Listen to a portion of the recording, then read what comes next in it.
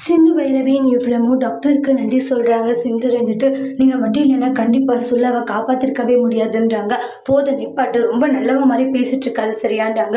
நீ அவனுக்கு போய் சொன்னதுனால தான் அவனுக்கு இப்படி ஒரு விஷயம் ஆயிடுச்சுன்னு சொல்லிட்டு சிவா வந்து பயங்கரமாக திட்டிட்டு போயிடுறாங்க. அதுக்கப்புறம் சொல்ல அவனுக்கு ஒன்றில் தானே நல்லா இருக்கல அப்படின்ட்டு சொல்லாவுடைய வீட்டுக்கு போய் பேசுகிறாங்க. அதெல்லாம் ஒன்றில் கண்ணு நல்லா தான் இருக்குன்றாங்க.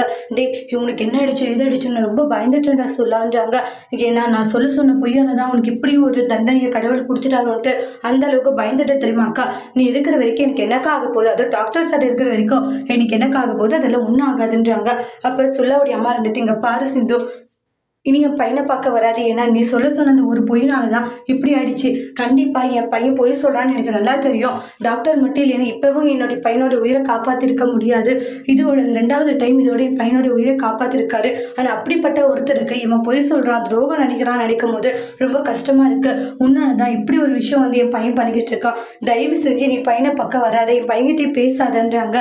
அம்மா என்னம்மா பேசுகிற, நீ பேசாதிருடா சொல்ல அப்படின்றாங்க. ஏன்னா இவ்வளோ பிரச்சனைக்கு காரணமே இங்கே நிற்கிறாள் இந்த சிந்து தான். ஃபர்ஸ்ட் இங்கேருந்து போமா, இனி சொல்லாவை பார்க்க வராதுன்னு சொல்லிட்டு பயங்கரமாக திட்டிடுறாங்க. அந்த இடத்துல சிந்து ரொம்ப கவலையோடு போகிறாங்க.